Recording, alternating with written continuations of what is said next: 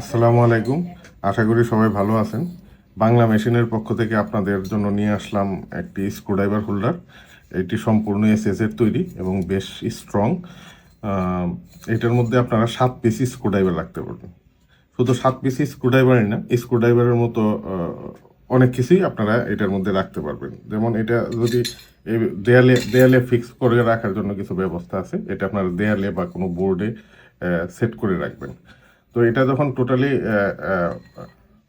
Vertically সুন্দরভাবে set হবে তখন স্ক্রুড্রাইভারগুলো এইরকমভাবে থাকবে।